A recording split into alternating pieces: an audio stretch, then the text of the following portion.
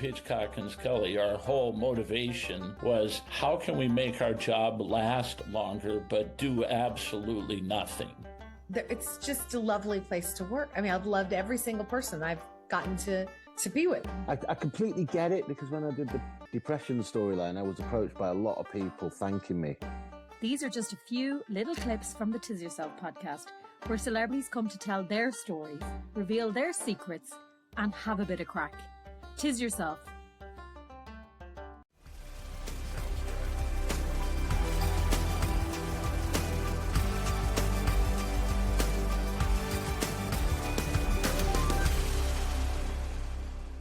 Hello, everybody, and welcome back to the Equitas Podcast. Today's guest is somebody that many of you will already know, and it is the fabulous Jenny Rudall. She's an equestrian presenter, journalist, producer, and broadcaster who has become a familiar face through Horse and Country TV. She's interviewing some of the biggest names in our sport, and most recently, she has embarked on a new adventure, moving her whole family, 2 kids in tow, to Canada, while continuing to build her media career and host the hugely popular Shut Up and Ride podcast.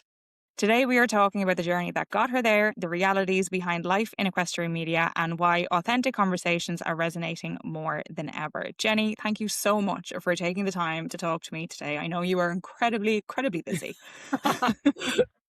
Absolutely no problem at all. Thank you very much for having me. I've been very honoured to be invited on. Oh, it's very exciting. I have to say, this is one that I've had a bad night. We've had a sleepless night, so looking forward to chatting today. It has definitely kept me going and gotten the motivation back and kicked me into gear. So thank you for that.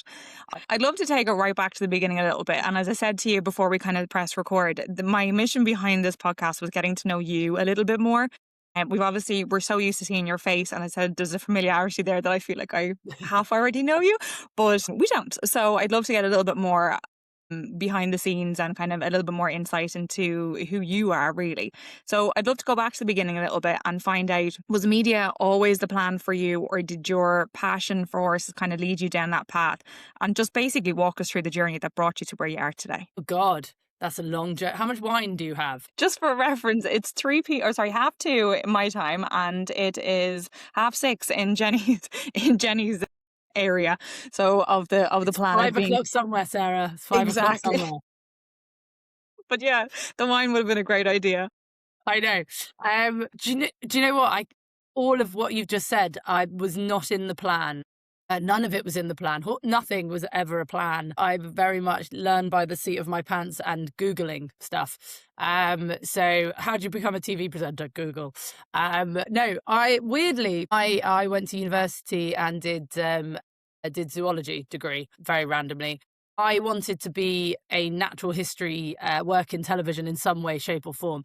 Basically, do you remember at school, you're probably much younger than me, so you went to school and they went, go and have some careers advice. And basically you walked into a room and they went, I advise you to get a career. Like, thanks very much. It's about as helpful as a chocolate teapot. And then you would go in and they'd make you answer all these questions. And I was desperate to be a vet. And basically at the end of all these tests that you did during your childhood, every test came out as you're too stupid to be a vet. So I was like, right, don't really know what to do. And then God love my school and everyone, I didn't really get much direction from anyone in like how to become. My parents aren't horsey, they're not in the television, my dad's a chemistry teacher, so there was no kind of like, this is what you've got to do. So I was floundering, I suppose. So I then was like, well, I'll go and study animals and biology. I was quite good at biology, so I went and did that instead. And then I had no money at university. So I was, and a lot of my friends, when you go to a university like Southampton, do have a lot of money. So I was basically working as a doorman or door supervisor. I'm a fully qualified door supervisor. I have my doorman's badge from the council. I've done my exams, everything, because it paid better than working the bar. I bet that's something people didn't know about. Yes, I'm very good at throwing people out of a nightclub. So I did that to pay my way through university. But the problem was when I left university, any kind of zoology jobs, whether it be research or sitting in a jungle waiting for a leopard to come past or studying or whatever, or going to the natural history unit or getting any of these jobs involves work experience. And I didn't have any money. So I couldn't fund any kind of work experience. So I carried on working in the nightclub and got a job as security at the Southampton football ground. So I've watched a lot of football. I'm a Millwall fan, and at the Oceanography Centre. So I was basically just hired muscle for a long time. And then a friend employed me to go and work for his sports tour company, and I was getting a train down to go and meet him. And someone had left a horse and hound, good old horse and hound, on the train. And I was like, I haven't ridden for like 6 years, and I used to love riding, and I did it a little bit as a kid, and basically riding schools and as you were. And we'd rescued a pony at one point, but he was on working livery to be able to ride him. And at the back, there was a job offer for someone to learn to become an instructor. You get paid like €30 a week, live in, and get your British Horse Society qualifications. So I was like, oh, am I allowed to swear on here? I swear a lot. Go ahead. So I was just like, fuck it. So I rang them up, because that was what you did back then. And a couple of weeks later, I went for a job interview, rode 4 horses in 2 days, having not ridden in 6 years. Jesus, I was working the door when I got back. I couldn't even put my legs together. Yeah. And they were like, yeah, go on then. I was Googling on the way there, not Googling, looking up an old BHS book on the way there of what a trot diagonal was. That's how long it had been since I'd ridden. Do stop me if I'm wittering on and boring. No, absolutely not. So yeah, then I was like, right, quit everything, moved to Ireland at 22 or 23, I think it was, in a place called Coraclaw down in Wexford. And yeah, basically it was an amazing place because they had horses that they from yearlings all the way up to 3-4 that we would break in and take to Gores Bridge. They had riding school horses, so I learnt to teach. And then they had competition horses, event horses. We ran show jumping competitions every weekend. So it was like a massive baptism of fire. And I got there, and I remember Christy, who was in charge, who weirdly I hadn't seen for God knows how many years, 20 years, came to my podcast tour. No way. It was crazy. I hadn't seen her for so long. But yeah, I remember her saying to me, she was like, so this is how, so you're mucking out every morning. This is how many, 15 stables, whatever. And I was just like, well, how do you do your beds? And she showed me, and I was like, okay, that's how you muck out. And I'd never mucked out before. I was quite large. I'd got put on quite a lot of beef. And I remember the first day they were like, we sweep the yard at lunch and after. And I remember thinking, that yard's going to take me all day to sweep. I can't sweep that twice a day. But by the time I left, I could sweep it in 10 minutes. No doubt. Yeah, so basically, and I remember saying, oh, have you done a 3-year-old before? We're breaking this one in Maltese. And I was like, how hard can it be? So the next day she was off, and I put Blano on it and walked it round. Basically just learned everything on the hoof. We had stallions there, everything. And I was like, oh, I don't want to be bottom of the pecking order. So worked very hard, rode horses after work, did what I could. So I got my AI in like 8 months. And then Christy left, and I was running the yard within that time as well. Wow. Like clipping 70 horses a year kind of thing. So I did that and got up to like II and all of that malarkey. While I was there, I remember getting drunk with my friend in a caravan. So I lived in a caravan with a cat called Fluffy that used to vomit over it all the time. It was awful. Nice. And I remember we were talking about, and I just said, for some reason, I think I'm going to be on TV. And they were like, what? I was like, yeah, I think someday I'll be on TV and I'm going to work in television. And they were like, what the hell? So I was like, yeah. But from there, then went on few different routes, went to Spain and taught over there. Then I was desperate. All my friends were living at large in London, and I managed to find a job which paid like 20 grand a year. I could live with my mates, worked. I mean, anyone who works with horses, especially in Ireland, knows that I was up at 4 a.m, terrified of the dark, took my cat Fluffy with me, and finishing at 10 o'clock at night, 6 days a week. So to find a job in London, paid 20 grand a year, that was 7 till 5 or 6 till 4. What? Yeah. 5 days a week, you get 2 days off. I was like, sod dreams of competing. I'm just going to go and teach and work at this yard. So I went to Wimbledon Village Stables and loved it. Was able to live at large in London, work with horses. Went for 6 months because I thought I'll go teach and then I'm going to start eventing and I'll do that. Stayed there 6 years, was running it within a year as well. And then while I was there, I was like, no, I do want to go back to eventing. So what I'm going to do is I'm going to do a PGCE and become a biology teacher. This is, again, my plans in life. I left. I went to do a PGCE to become a biology A-level teacher and doing sciences, and then realised I really don't like children. Which is kind of needed. Excuse me. So that was an issue. So then was like, went down a very dark hole of, God, what do I do with my life? And Carol Andrews, who runs Wimbledon still, was like, Jenny, you're a brilliant teacher. I'm much better at teaching than I am riding. Go freelance. So I was like, right, sod it, I will. So I went freelance, and when I went freelance, Heather, a woman I'd been teaching for years at Wimbledon, and her husband Matt rang me and said, I've bought a TV company. And during this time as well, I'd written a pitch for some TV ideas and sent it to people. I had a couple of TV ideas. So I'd been kind of thinking about TV in the background. And she was like, hey, you've gone freelance. We're doing some stuff at Olympia. Do you want to come and have a go on camera with the cameras we've got down there? And I was like, Google how to become a TV presenter. So yeah, I went to Olympia. It was terrifying. With Steve Wilde, and they put me in front of the BBC cameras and said, yeah, just do some pieces to camera, see how it goes, and blah, blah, blah. Yeah, it was awful. God. And I watched them back and I was absolutely terrible. I was just swaying like a moron. So, but they did say, look, come on board. We need because back in those days, Horse and Country was very copy orientated on the website. It was very much like Horse and Hound, but on the website. Mm-hmm. So it was somewhere people could go for advice pieces and articles and blogs and everything. There was no kind of YouTubing at that point. Although, embarrassingly, and it's probably still there, I don't know why I'm telling you this, someone did come and film when YouTube first kind of started to become a thing with us at Wimbledon, and they did these how-to sessions of how to canter, how to trot. So I've had a go at presenting, filming all of these. They're still on there. Most of the comments underneath, and they were so popular, they did like a couple of series with us. And my friend Jen rides and I teach in them. Most of the comments are how tight my t-shirt is and how wonderful my boobs are. So that was my first foray into television, was getting wonderful comments about my very tight t-shirt whilst teaching horse riding. Look, we're going to have to resurface those YouTube videos. I'm sorry. They're going to have to do a research. I've had people stop me in the pub before and be like, are you that girl from that How to Canter video? I'm like, yes, I am. It's awful. Sorry, I feel like I haven't stopped talking. This must be really boring. No, absolutely not. Quite the opposite. So yes, then long story short, Heather brought me on board as like a go-between.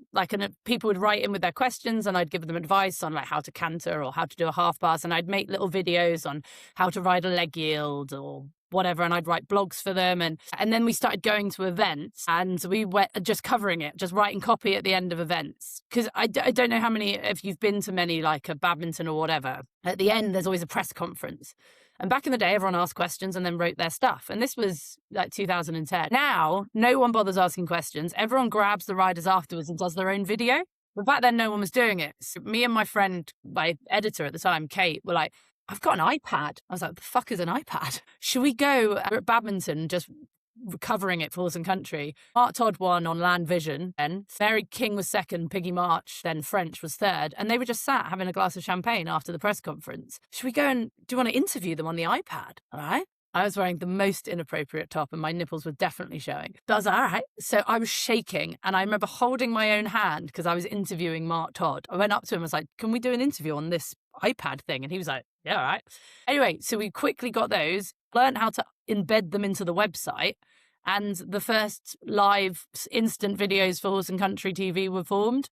So then we were like, this is amazing. So we bought a microphone and plugged it into the iPad and put one of those mic flags around it with H&C that we had made. At the Hickstead Olympic test event. So the Olympic test event for London 2012, there was CNN, ITV and us with an iPad. Richard Davison, who loves his tech, dressage rider Richard Davison, was like, what the hell is this? And we went on course walks, iPad in tow. I interviewed like famous polo players.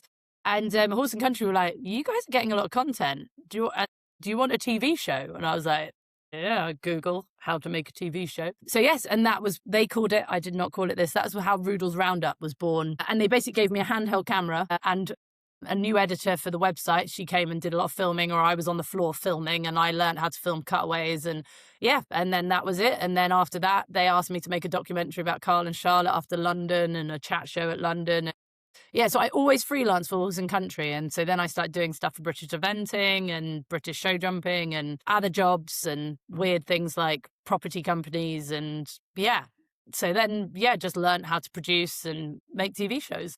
It's a very long way of saying how I became a TV presenter, isn't it? Sorry. No, absolutely not. I love the chapters of part of the journey, because they definitely, they're all part of it. It is definitely all part of it. And it also, I love how you're saying that there's two things I love about it. One, that you you kind of fly on the seat of your pants. Do you know what I mean? You Google how to all the time. So you're very kind of positive in the yes, but also always in the back of your mind, you've been driven. You wanted to progress all the time. You had the TV thing in the back of your mind. So when the opportunity arose, you nearly had the prep work done. Even though you didn't exactly know how, you still were focused on where it is that you wanted to go. Those are two things that really stood out to me there the whole time. I really like that. The problem is, though, I'm always getting messages, always. And I always feel really bad because people are always like, how do I become a TV presenter? How do I become a TV presenter?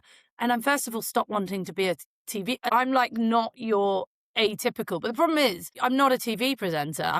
I'm a horse rider and instructor first. So therefore, you have a niche. And secondly, I do way more behind camera, or I've written articles, or I've done. Do you know what I mean? Yeah. Starting with the microphone is the last that goes bit. into before the actual being on screen and in camera, because again, you have to have skills. People have to believe you. You have to have the authority to be able to kind of speak about something confidently, and that's what's actually engaging for people. It's not actually, given a script and be able to read it off well. Yeah. Before we move on to a little bit kind of more about your actual TV presenting and you and how you do it so well, but the recent move to Canada, what sparked that? Some people might say it was brave. Would you say it was brave? Foolish.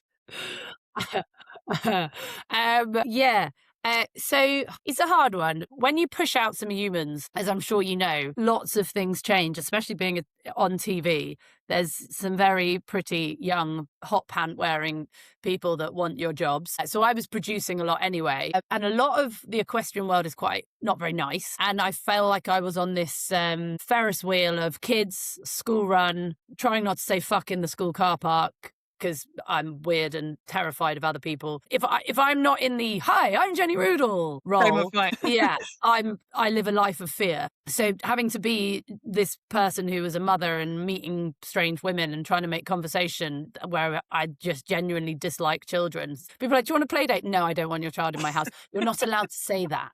So living in perpetual fear of meeting mums and having to hang out with women and dads that I basically dislike their children. One man once, right? I had a rule. I don't go to birthday parties unless there's bring a bottle on it on the invite. One lovely woman, Sarah, did go, "Jenny, don't worry, there's wine. You can come." And I was there, and the dad was holding his kid, and there was snot coming down, and he wiped the snot away as he was talking to me and then put it in his mouth.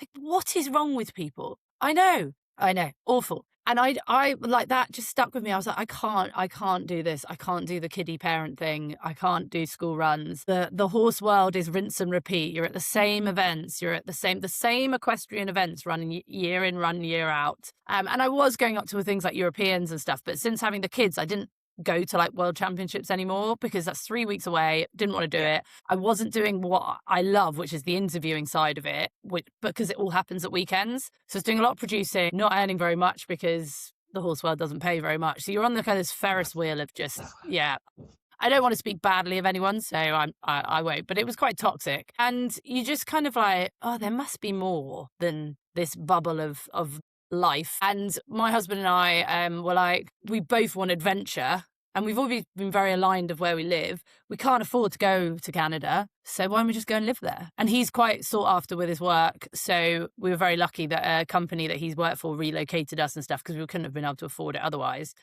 And just a bit like, well, like a bit fuck it.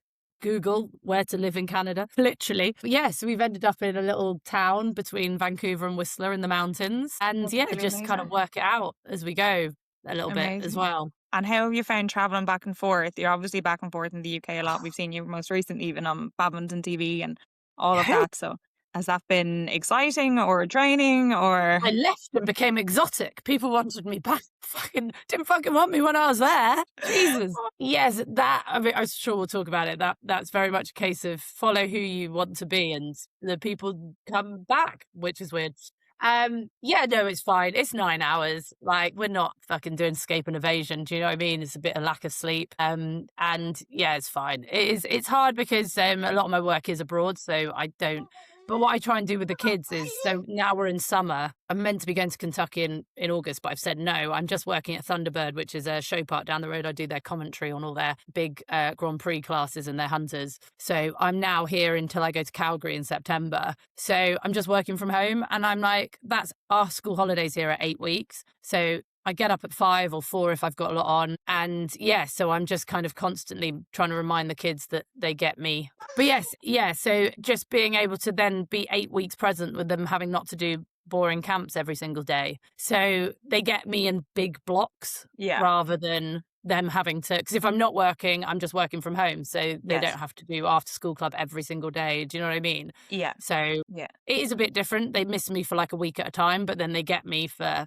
several weeks. Yeah, it's like all in, all out, and then you kind of you work it from there. So yeah, there's a lovely balance to be sought with that. So just getting back to being the presenter side of things, from the outside, obviously, like, and you do it incredibly well, it looks effortless. Like, is that something that has come naturally to you, or is it definitely a skill that you've deliberately had to develop over the years? Like you mentioned there about, you know, your day to day when you're not switched on, it's trickier, but is that definitely a skill that you've had to deliberately develop? Do you know what I love? Like, I would much rather find out about where you are in your house right now and your children, and you seem like a nice person. Your children are probably not hideous. And do you know what I mean? Like, I really do not enjoy, like, talking about myself, although I have talked solidly for 20 minutes. I've had a lot of caffeine already this morning with my llama. Keep it coming. I find that I naturally enjoy being, so I hate having my photo taken. I hate, if I can do an over-the-shoulder interview where I'm not in shot, I'll do it, because I think that my job is to make other people look good. So if people are looking at me, I'm not doing. That's why I think I struggle with the influencer thing, because I don't, and I think fair play to people who can do it. But I was watching one influencer, I've muted them all on my phone now, walking just into a gas station talking to her phone. I'm like, wow, that's some level of narcissism to think that people are interested in you walking into a gas station just chatting. Like, I would find that so awkward. When I moved here, I was like, right, this is a way to make some money. I'm going to become an influencer and talk about Canada. Couldn't fucking do it. I lasted about 2 days talking about myself. I'm like, people must find this boring. The irony is that they actually don't. I know, and people love it. It just does not fathom me. I'm like, why do you not want to know about Laura Collett and how amazing she is, and Carl Hester, and like people who do amazing things? So I think that is where it's born from, is I love the sport. I'm very passionate about the sport, and I'm genuinely interested. My questions come from, I never plan my questions. I research the rider, and my questions come from knowing about them. And I find it very hard. People go, can we have the questions in advance? No, absolutely not. I have no idea what I'm going to ask you. It is. I love it. I think that is just what I'm good at, is I can think on my feet. I do so much research. It's unbelievable. So between the research and I think you definitely mentioned it, like the thinking on your feet, that's a skill or a talent. Yeah. Maybe it's not a skill that's easy taught, but it's definitely a talent. Yeah. You've got to be more positive I'm trying to be more positive about myself. So yes, I think that is my talent. There. Absolutely. I love it. Yeah. Just out of interest, when you started interviewing and speaking to these top riders, the Laura Colletts of the world, etc., did you ever struggle with confidence yourself, or because you were genuinely interested in them, you found it quite easy to evoke a natural conversation? I live my life in a permanent fear of anxiety. Wow. Before I interviewed Roz at badminton, knowing it was the one chance to get that winner's interview, I was fucking shitting myself. And it was terrible. I did a terrible interview. But Roz is, I love Roz, but she's quite stoic. That's why she's so good. Yes. So I'm better when someone starts sobbing. I'm like, I can make anyone cry apart from Roz Panther. Yes. I'm like, I will get tears out of this. You wait. So it's still terrified. Always, yeah. Like, I've got Calgary coming up at Spruce Meadows, the big Masters, and I've done it before, and I'll still be absolutely crapping my pants before I go. But I think that's born out of wanting to do a good job. I just always want to do a good job. I always want to deliver. And being conscientious about what you deliver. Yeah. Yeah, and not just, this is what people forget as well. I don't want to just do a good job for you guys watching at home. I don't want to piss my cameraman off. He doesn't want to have to stand there with a camera for 10 hours having me do it wrong and repeat it. Yeah. I don't want make my editors more work. I know how hard everyone works behind the scenes. When you're at an event, I mean, at the World Cup I just did, my least day was 15 to 18 hours. So if your editor's having to correct your mistakes, that's just not fair. How long is their day? Yeah. And one of the questions that I had next was kind of in line with that. Like, what do people not see about television presenting? Because there's a lot of preparation and a lot of work that goes into making something look spontaneous. So I suppose you've kind of half answered it there when you kind of said that, the 15 to 18 hour days, and your concern is not actually necessarily even for you or for even the person that you're interviewing. It's actually for the team behind the scenes, the editing and the cameraman. Yeah, and it is. And a lot of the time I get employed because I'm the producer as well. I mean, Claire Balding laughed at me once because I was even running around turning the camera on, running back and getting back into shot. She was like, I'm so glad I'm not you. Because when you're not working for someone like the BBC, you don't get a huge crew 90% of the time. It can just be you and a camera guy. The stuff I've had to learn about how to make live television and produce, I now produce live streams. I've just done Thailand in an OB truck. Again, he was like, can you direct the eventing? Yes. Google how to be a director. And then I remember when I was in Thailand, he was like, can you do the VNR each day? I was like, yeah, I've got it. I can do the VNR. Google, what the fuck is a VNR? Is a VNR? Video news report at the end of each day. Yeah. Literally, I was like, yeah, I've got this. No, don't worry. Yeah, no, absolutely. Be delivered. Where do you want it? Yeah. What format? Okay, yeah. Literally went away Googling, what is a VNR? Oh my God, that's so just say yes and work it out later. But I think that's what people don't see is if you want to become employable as a TV presenter, if you can learn every single job, but then the problem is if I am with a big team and I'm just there as the talent or the presenter, don't fucking not get involved. I'm like, could we do that a little bit? Know your place and know the boundary that's in place for you. Yeah. And I'm not good at that. I'm like, do you think that lens? Do you think we should? Because now I've got a bit of knowledge. I'm like, do you think like why don't we just like plug that in there and we can film it there or something? So yeah, I could be a bit annoying then. More than a bit, I think. But again, once the end product is what they want, then insiders information and all that. Yes, or just being a pain in the arse. I want to go on and talk a little bit about the podcast Shut Up and Ride. So what inspired you? It's incredibly popular. I think I checked, there was nearly 10,000 followers, which is absolutely amazing. What inspired you to start that podcast? Yes, we've hit well over 500,000 listens now, which is quite amazing. That's incredible. It's doing well. What inspired the Shut Up and Ride podcast? I think it kind of says it in the title, really. I love the horse world. I remember years ago, I wrote a blog back when blogs were a thing called I Hate the Term on the Bit. It's probably still out there.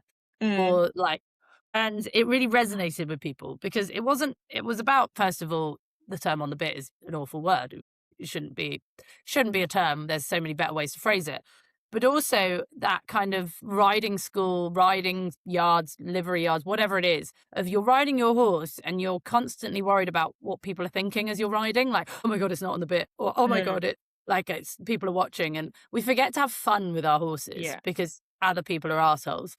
So that was one element of it. I wanted a safe space because there's so many people out there who also don't have a horse. You just want to love them and have fun. Yeah. And it's become just a bit pretentious and a bit arseholey and a bit, we follow all these influencers with all the gear and we're being told what we should ride in and just fuck off. Who cares if you want to just go for a hack? As long as you're nice to your horse. Yeah. So there was that element of it. But there was also, I remember when Hellasgrad happened and the Charlotte cases and I was working for British Dressage and I was with like Carl and Charlotte actually at that point. I think it was before Charlotte had disgraced herself. And the riders were talking about all these things, some of the things that were happening elsewhere in Europe. And they were like, should we address these issues in the conference today? And everyone's like, no, you can't. And Carl and everyone were like, well, we should talk about this stuff. And everyone was like, no, we don't. We want to pretend these things don't happen. And I was like, and so many times I interview riders and they are so boring. But then I've been out on the piss with them or like Scott Brash, for example. He's a great crack. Awful. Every time I put a microphone in front of him, horse jump well, Jenny. Fuck off, Scott. I know you're funny at that.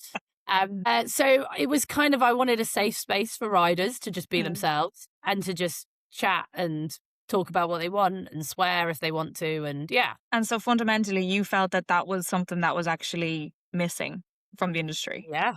100%. Wow. 100%. Yeah, and I've obviously covered all my bases. I've got Simon in it. He's gay, covered. I've got Ben in it, who's a Liberty trainer. I can't get shouted at. No, I'm joking. I am joking. Please don't clip that. Like, clip Jenny. Jenny only likes Simon because he's gay. That would be internet bait, wouldn't it? No, in all seriousness, whenever I speak to Ben and Simon, I can speak to them for hours. They're true horsemen and I really respect them. And they'd never met before I got them on the podcast together. Yeah, I felt like they had a lot to say as well. And they're very wise, turns out. Useless at answering their phone. Terrible. Like, absolutely spend my life chasing them down. It's a pain in the ass. But yeah, I just felt like they were a perfect mix of what these two aspects of the horse world that I would love to see come together. And the chemistry between the three of you feels quite natural, even as I didn't realize that they hadn't met before the actual podcast. So did you have an idea that it would work, that it would be such a success before you did? Oh yeah, 100%. Yeah, definitely. Yeah, they're both. I mean, we're all a bit neurospicy, aren't we? But yeah, no, I did. I think I didn't ever question that. I've been asked that before actually, and I never questioned whether I thought they would work together. I just knew. Brilliant. I just think, yeah, anyone who's met them, they are brilliant. Fucking useless, but brilliant. So just to compare, like, the difference between TV broadcasting or presenting to podcasting. Do you think, now obviously, like, when you're presenting, there's probably a lot of scripts, and do you think that are you happy that there's a lot more freedom with your own podcast, that you can kind of take it where you want it to go? And do you feel like it has done what you wanted it to do? Yeah. What's hard is when people like Babington call you up and go, we'd love to have the Sharp and Ride podcast. And you're like, really? Have you listened to us? Yeah. Slightly worried I might get fired from a few jobs because I feel like the podcast is the real version of me. Yes. The presenting person is very much, don't look at me, look at what the venue I'm talking about, look at the other one. So well, if I was American, I'm speaking my truth on the podcast. Yeah, I think they're completely different. Like, if someone's employing me as a presenter, you get a very grown-up version of me who is, I will work 25 hours in the day. I will bust a gut to make sure I deliver. The podcast is everything I want to try and improve in the horse world, and me just being a gobshite and trying to be funny. Always trying to be funny. I want it to be funny. You don't have to try. You're just naturally funny. And you should do a Scotty Brash on it and just not overthink it. Yeah. Oh, I've got some good Scotty Brash stories, but I don't think I can think about it. But yeah, I think it is completely different. And I do feel like that. I feel like we've got kind of, through the podcast, gotten to know you a little bit more, as in like the Jenny kind of behind the scenes. But what I've noticed from, and now obviously I'm coming from my own narrative, like with Equitas, like we're women focused, we're a platform for women of the industry and talking about topics and statistics and events and everything like that are very, very relevant to them. Us, me, you. But I've noticed that through listening to the podcast, you have brought up topics that are very, very focused for women. You have mentioned stats. It feels like you're paying attention to what women are wanting. Like, do you think, and like, have you been able to have the conversations that you wanted to have on the podcast for women? Talking of which, I genuinely think I'm having a hot sweat right now, so I might have to take my jumper off. I'm absolutely roasting. Yeah, do you know what? That's such an interesting question. I didn't think the podcast would take me on the journey it's taken me on because I'm not very good at talking about stuff like that, like sort of women's issues. It's hard. If you know what I mean. It's yeah, and we're horse riders are stiff upper lip, aren't they? Like, don't talk about shit, just get on with it. But then I've now got a daughter, and I kind of realised, I don't know if having kids makes you realise things that you want to do differently with your own life. So all these things kind of came to my head about, like, I've got two older brothers, and I went to an all-girls school, and I remember hiding tampons going to the bathroom and being like, why the fuck? And I just had this revelation. It's like, why the fuck am I hiding tampons? Everyone has this. Yeah. And I just remember like Delilah saying, we were talking about body parts, and you say willy, but you say something like dinky for a girl's part or something like that. I know this is a tangent, bear with me. So I was like, no, my daughter will call it a vagina because that's what it is. And I refused for her to feel bad about having a period. I don't want her to feel guilty she's got a period like my generation have grown up with. So having a daughter kind of made me a bit more like, okay, why are we hiding this stuff? But Ben and Simon are just wonderful humans. They're the most kind of, you can say anything to them. So I think naturally on the podcast, it came out with our feature was What Annoyed You This Week. And I do have, my friends tell me I have honesty Tourette's. Very little, when I'm not on camera, there's very little filter between what's in my brain and what comes out of my mouth. And I was having a very, we've edited a lot of it out because it was a bit darker than I kind of shared on the podcast. But this blurb of how shit I was feeling came out, like awful. And it was like, oh my God, I can't hide this anymore. And the boys, you know what it's like when you're recording a podcast, you kind of forget the fact that lots of people are listening. And that's the joy of a podcast, isn't it? Not a formal interview situation. So anyway, this blurb of perimenopausal kind of diarrhea came out of my mouth. And the boys literally were like almost in tears. And I actually edited a lot out because I was like, no one needs to know quite how bad this is. But the response to it, Sarah, was incredible. It makes me want to cry now. Women going, thank you. You've articulated how I'm feeling. I've played this to my husband and now he understands. I was having a really dark day and now I know I'm not alone. Like so many things. Like we've had women saying, like, you're the only thing that gets me through my chemo. I cannot tell you. One woman said her parents died and she had to drive an hour and a half every day to go and see her dad. Her mum had died. And we were the only thing that got her through the 3 hours of driving. I'm like, Jesus Christ. But so the podcast just became something that was very important. So that kind of taught me, don't shy away from these topics, however horribly uncomfortable. I hate listening because I've got to edit it. And I listen back and I'm like, oh God.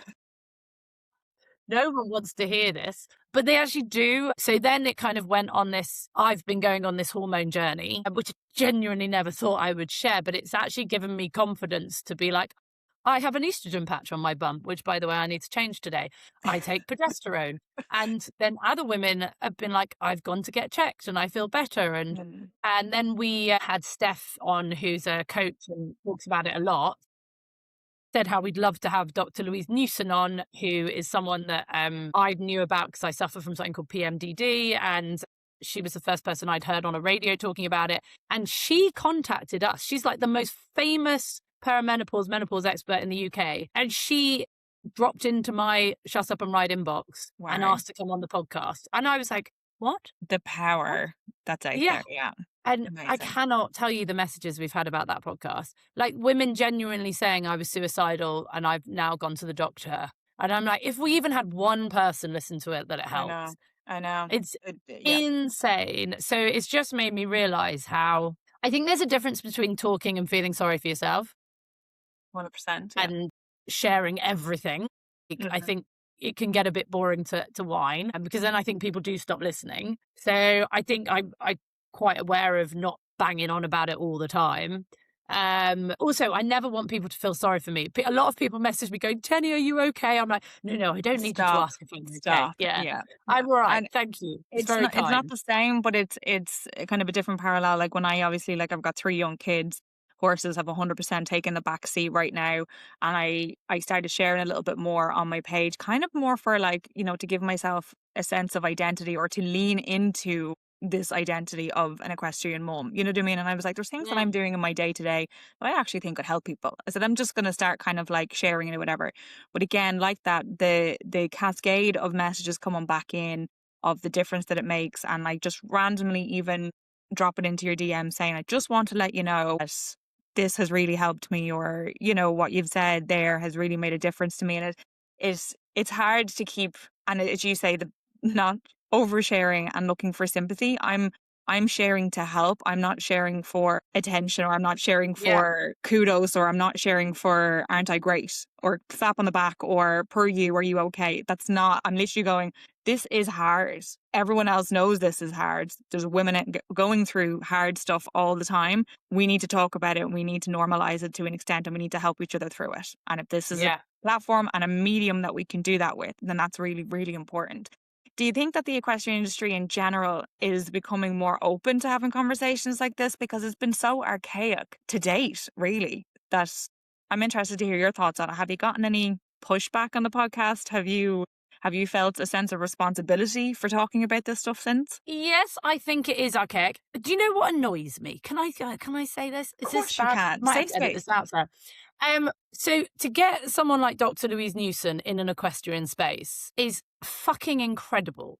Do you know what I mean? I just think for her to be in our space. Yeah. And I tagged every single federation in that podcast. Every single one. I've shared it with everybody. I've shared it with powers that be. Not because I want to big up the podcast numbers.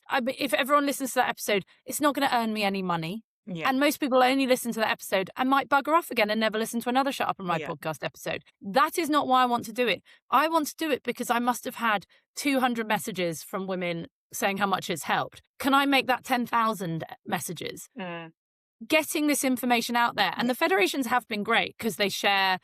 But the other day, I'm not going to say which one it was, wrote out a list of perimenopausal symptoms to look out for that might affect your riding. The first one was hot flashes. Oh, God. Fuck off. I've never had well, I got a bit sweaty then, but that was not one of my symptoms. No. It's going, and they're posting that stuff that's that generic stuff. It feels like ticking a box, and it is 100% ticking a box, and it's token gestures, and that's not what we need. We need to be listened to. We need to be promoted. We need the spotlight and actually spoken about topics that are very, very important for women. And the fact that the women make up so much of the industry, I think even worldwide, I think it's actually 85-90% if you go across the board into Canada and US and everything like that. It is incredible. These are the women that's funding the industry. These are the backbone of the equestrian world, and we're not talking about stuff that's incredibly important to them. And every one of these women will go through a variation of this in their lives, and our federations are not owning it. Yeah. And I said this to so many people. I was like, she's not going to come on one of your podcasts unless you go and seek it out and ask her. She might do. But I was so privileged to have her on. We've got this. If they even said to me, Jenny, can you just clip her and edit all of you lot out? I'd do that. Yeah. I wouldn't even care if it wasn't promoting the podcast.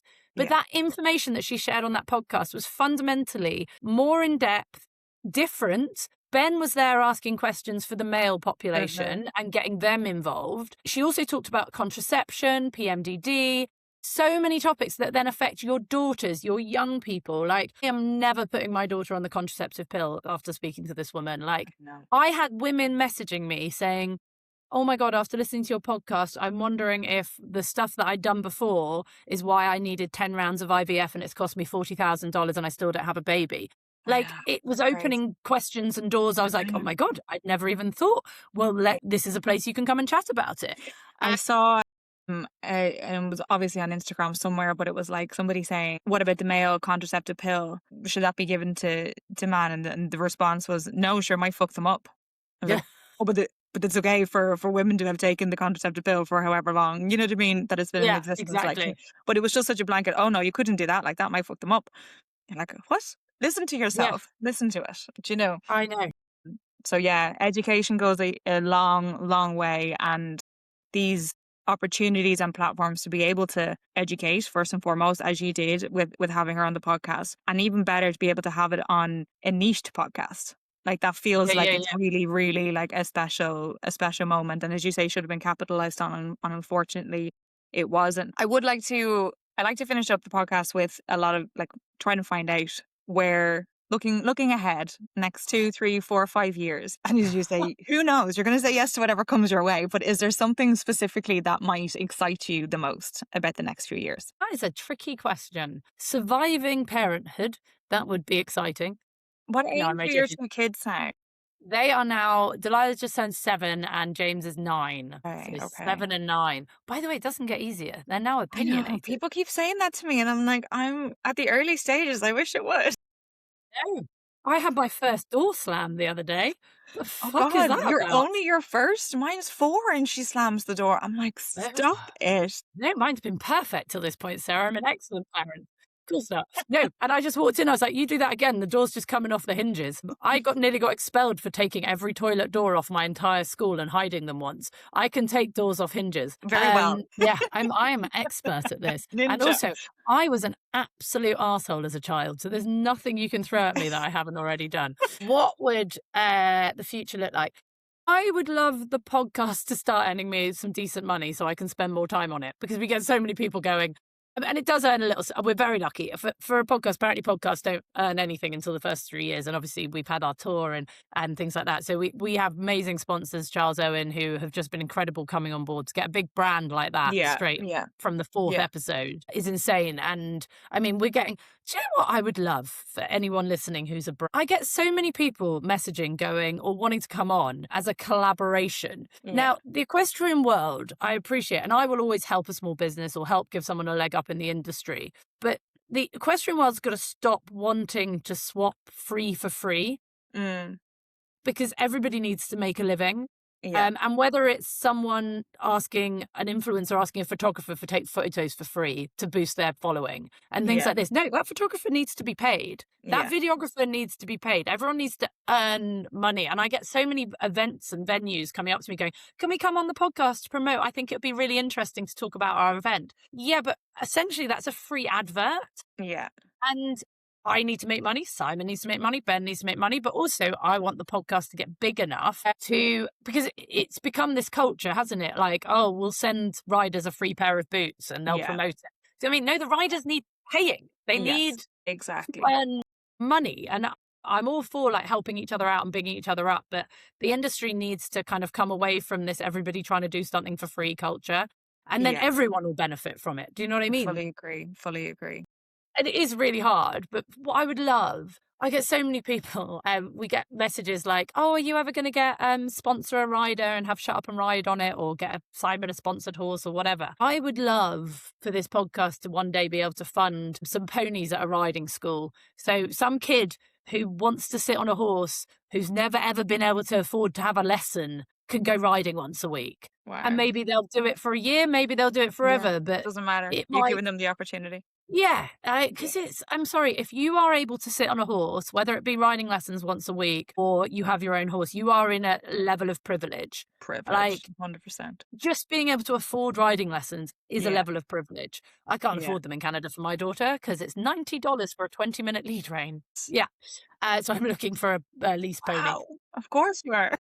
Yeah, I can't even afford to have my own lessons. And I would love for that to be a thing, rather than paying for a Shut Up and Ride to be on the side of a number going around badminton. Who cares? I would love for the podcast to get to a stage where we do, when we do our tour, we can bring some riding school, not children, maybe adults for the tour, because we do swear.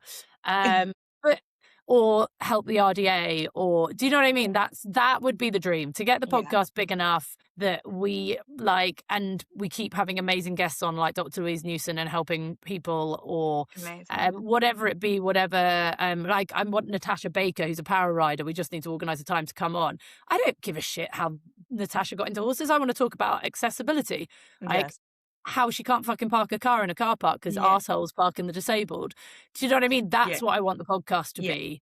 Like telling these stories, not, and like the difficult stories, like the shit that Sophie Wells has had to go through, and people look at her disability, not her ability. And Sophie Christensen, when I first met her, I talked to her so patronisingly. The woman's got a fucking PhD in maths, but because of her disability I didn't know how clever she was, and how much I've learned from working with a para team and stuff like that. But talking about it in a way that is just kind of normal, if you know what I mean. So that's the dream, to take the podcast there. For everything else, we'll just see what happens. Take the opportunities when they come. Play ponies. Yeah. Fantastic. I have one last question, and you're probably going to absolutely hate this. Probably. You are a great storyteller. You've spent years telling other people's stories, both in front of the camera, behind the camera, even now through the podcast. Have you realized, or have you understood or acknowledged that there is a point where people actually wanted to hear your story? No. I think you might need a little bit of a wake-up call there, Jenny. Honestly, like you've led such a even just to date, like just the different chapters that have gotten you to where you are, what you're doing now, your bravery, your spontaneity, you know, your talent on camera, even just the warmth that you can feel even through us having a chat here in screens. Like I can absolutely see why the podcast is being backed. I am so hopeful and excited to see where that can go for the next few years, because you know, and this is the thing where Equitas, like when when you're dealing with good people that want to give back to the industry and actually see it progress to a better future for the next generations. You can see that when you talk to people, and that's definitely what I get from you. So I'm so excited to see where that can go for the next 5 years. But I hope you embrace a little bit more that people are drawn to you and connected to you and your story, and not just you telling other people's stories. Well, that's very kind of you. I now feel very uncomfortable. But no, which I knew you would hate. I knew that. But Ben and Simon are definitely the attraction. I make no qualms about that. I'm just the idiot kind of steering the wheel from behind. They're the ones that people want the autograph of and the photo with, and I'm all right with that. I'm happy to put the engine in gear. You know what I mean? I'll play with the puppies and the horses in the background and get cuddles with the famous horses. That makes me happy. Isn't that the best of both worlds? Isn't it? Yes. Isn't that right, Maverick? My dog's asleep. But Jenny, I'm going to leave it there, and thank you so much, honestly, for taking the time out to chat to us, and again bringing up some important topics and letting people know that there are safe spaces in the industry. There is progression with the industry, albeit slow, and looking forward to where we can see it all go in the future. So thank you so much. Well, no, thank you. You're so lovely. And I hope I get to meet you in person one day when you've survived. Absolutely. We'll make it our business. Yes, exactly. I won't bring my children. I'll leave them alone. We can have a drink. I know, it's the worst, isn't it? I had one woman the other day say to me, kids can come over and stay anytime. I'll look after them. You can go out with your husband. And I was like, thank you. But that might mean I might have to do the same for you. And I don't want your children in my house. If you've got a dog, I will have your dog. Buy a puppy. I'll look after it. You're the woman. You're the woman. Well, look, thank you for being, and do you know what? Thank you for being just so incredibly honest, you know, and just But now I'm going to regret this. I'm going to look back and be like, oh God, I overshared. No regrets. No regrets. Oh, well, have a lovely rest of your day. And you. And stay in touch.